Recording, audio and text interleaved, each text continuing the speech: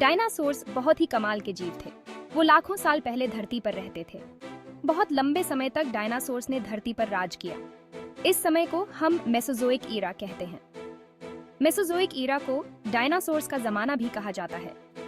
Mesozoic Ira में 3 period थे।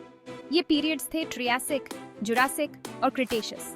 Triassic में डायनासोर्स पहली बार धरती पर दिखाई दिए। जुरासिक में वो सबसे बड़े जमीनी जानवर बन गए। क्रिटेशियस पीरियड में भी डायनासोर्स का राज चलता रहा। उस समय धरती कुछ अलग हुआ करती थी। सारे महाद्वीप आपस में जुड़े हुए थे। इस सुपर कॉन्टिनेंट को पैंगिया कहा जाता था। उस समय मौसम ज्यादा गर्म था। पेड़ पौधे और जानवर भी अलग थे। डायनासोर्स रेप्टाइल्स थे, लेकिन आज के रेप्टाइल्स से वो बहुत अलग थे। डायनासोर्स में कुछ खास फीचर्स थी। इन फीचर्स की वजह से ही वो इतने सालों तक जीवित रह पाए। जुरासिक पीरियड में बहुत बड़े बड़े जानवर हुआ करते थे।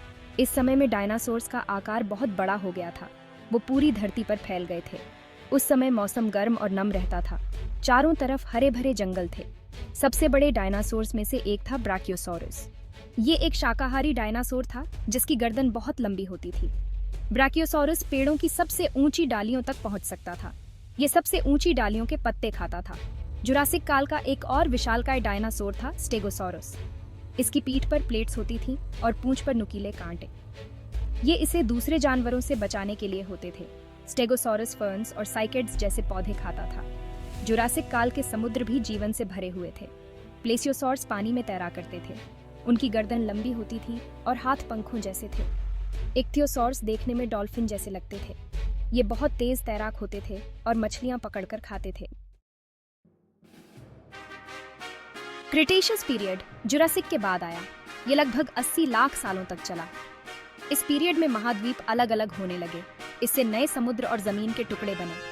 क्रिटेशियस काल में भी मौसम गर्म था, लेकिन जुरासिक काल जितना नम नहीं था। ज्यादातर जमीन पर अभी भी जंगल ही थे। इस समय में फूलों वाले पौधे विकसित हुए। क्रिटेशियस काल में भी डायनासोर्स की फैली रही। कई नए प्रकार के डायनासोर्स विकसित हुए। कुछ डायनासोर्स ने तो कमाल के एडेप्टेशंस डेवलप किए। उनके सींग, फ्रिल्स और कवच होते थे। सबसे मशहूर क्रिटेशियस डायनासोर्स में से एक है टायरेनोसोरस रेक्स। ये एक खतरनाक शिकारी था जिसके जबड़े बहुत मजबूत थे।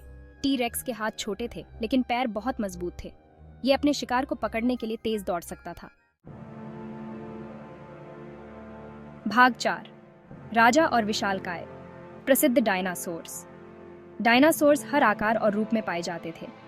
कुछ मुर्गी जितने छोटे होते थे, तो कुछ बस से भी बड़े। वो पौधे या मांस खाते थे। हर डायनासोर में कुछ खास विशेषताएं होती थीं जो उसे जीवित रहने में मदद करती थीं।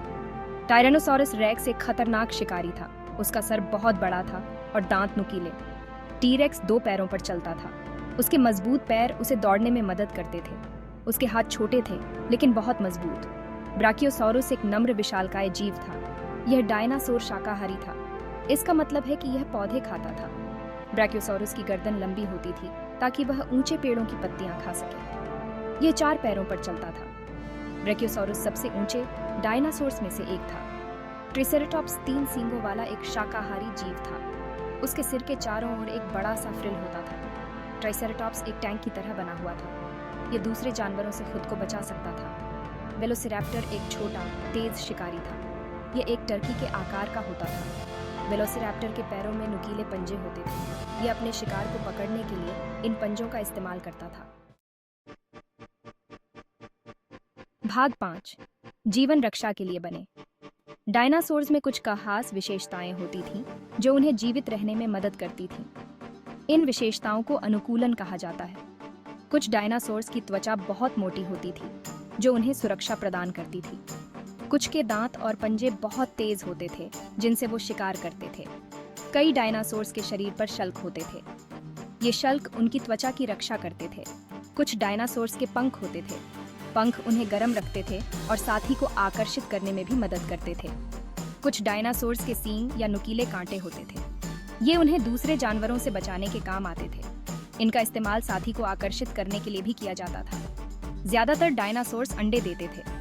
वो अपने अंडों की रक्षा के लिए घोंसले बनाते थे। कुछ डायनासोर्स अंडों से बच्चे निकलने के बाद उनकी देखभाल करते थे।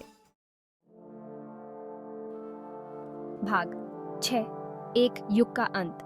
डायनासोर्स लाखों सालों तक धरती पर रहे, लेकिन फिर अचानक गायब हो गए। इस घटना को KPG एक्सटिंक्शन कहा जाता है। यह लगभग 6 करोड़ 60 लाख साल पहले हुई थी। वैज्ञानिकों का मानना है कि एक एस्टेरॉयड धरती से टकराया था। इस टक्कर से बहुत बड़ी तबाही मची। इससे भूकंप आए, ज्वालामुखी फटे और सुनामी आई। धूल और मलबा पूरे वातावरण में फैल गया। इससे सूरज ढक गया और पूरी दुनिया में ठंड बढ़ गई। पर्यावरण में हुए ये बदलाव डायनासोर्स के लिए बहुत ज्यादा थे। वो जीवित नहीं रह पाए। कई दूसरे पौधे और जानवर भी मर गए। हालांकि कुछ जीवित भी बच गए। छोटे पक्षी जैसे दिखने वाले डायनासोर्स उन जीवों में शामिल थे जो बच गए। लाखों सालों में उनका विकास हुआ। आज के पक्षी उन्हीं डायनासोर्स के वंशज हैं।